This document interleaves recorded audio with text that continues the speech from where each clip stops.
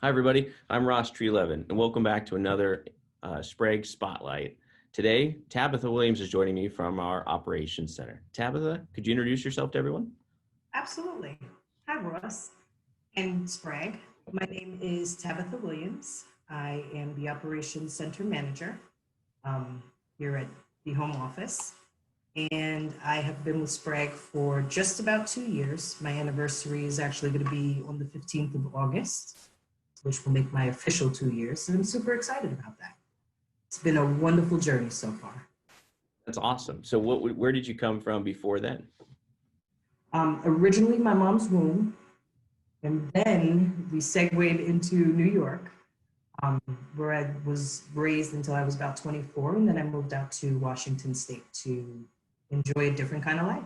Okay, so New Yorkers have a very kind of specific way about them, or at least that's what the movies show us. Do you have some of the New Yorker in you still, or have you been really Washington Tonyized since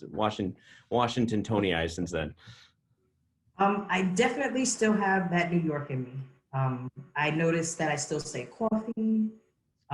Every so often, when I say hot dog, it comes out. Um, the New York attitude and the New York swag is still present. I'm still part of New York. As a matter of fact, I consider myself a hybrid now. That's awesome. Well, what is one of the more interesting jobs that you had in your career? Ooh. Okay, so I was an office manager for a daycare. That's where I learned that I love children enough to let them go home with their parents because I don't have that kind of patience. It requires a lot. So anybody who's worked in a daycare, thank you for doing that job because I can't. I was also a door-to-door saleswoman for vacuum cleaners. Yes.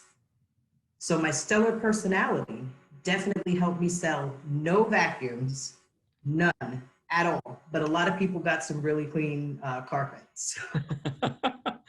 The courage to knock on a door after door after door, that has got to be something that was difficult at the beginning. It was. Um, I've always been an extrovert, always loved people, always loved talking to people. So the speaking to them part was the easy part. It was absolutely the knocking on the door, knowing that nobody wanted to spend $1,200 for a vacuum cleaner. $1,200 for a vacuum. Yes, No, that's pretty pricey. it Well, was good for me though. how was that skill of liking to talk to people helped you in your job now? I get to talk to everybody. And so it definitely helped me learn how to communicate, learn how to read body language, because that to me is the most important part of communication. It's the things that are unsaid. And so I have the pleasure of being able to, prior to the pandemic happening, when there were branch manager meetings, I was able to interact with the branch managers and really get to know them, really get to get a feel of how my team can support them better. I've had the opportunity to visit some offices and meet with the BACs, the different ops managers, and the communication just kind of flowed easily. Um, just because communication is not just important, but it's vital in the role that we play here in the company. And so it's definitely helped me build relationships and understand people based on what their needs are and not what I'd like them to need from me. Oh, yeah. Well, that's based on their needs is really the what does this mean for me would be the phrase that I like to use when trying to figure out how we can help each other. I think that's great.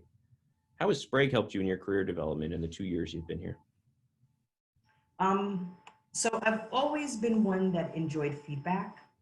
Um, I solicit it as often as I possibly can. But Sprague has helped me understand that coaching and feedback and development is the key to people not just wanting to stay with Sprague, but also grow with Sprague. I've come from a strong coaching background, and I was able to use a lot of what I learned to develop my team and also help others in not, I wouldn't say getting up to speed, but in understanding that there are different ways to do things. Doesn't mean your way is wrong, it just means there's another way. So why not look at that? All right, So Tabitha. So if you could switch jobs with anyone at Sprague, who would you switch with and why? that's a good one. Um, it wouldn't be you. Your schedule's too busy and you have too much going on. Oh, no, no, no, no, no. No, No, that there's got to be other reasons why you wouldn't want to switch with me. no, that's the only reason. That's the only reason. No, that's not true. Your job, you have a big job. I wouldn't want that responsibility right now. Let's see. I would probably switch jobs with Marcus. Marcus Munoz. Yes. He is super successful. He is absolutely always on the go. I love that part of the sales role, but I think it would also help me understand how customers are introduced to Sprague, and what their initial interactions are, and then just kind of follow it through with what I already know about the customer interactions that we have. I think it would help paint a fuller picture for me. It would Okay. be interesting. I And think well, Marcus is he's got this network too of people that he's worked with now for 20 years in Portland. Marcus and I went through intro training together in June of 2000 in our old corporate office. And I think if you would have asked anyone, including him and I, if we would have still been here 20 years later, I think everyone would have said nope. And yet, here we are 20 years later, still working together. So I think that's a wonderful choice. He'd be a fun one to switch with. and he is extremely knowledgeable and always figures out how to make things work for everybody involved. And I think I could probably use some of that too. I think that yes, I think that's one of those things that you can sort of see natural leadership in other people. Sometimes you can see it better than they can, and I think you've picked a natural leader. So recently, obviously, you've had some tough news personally.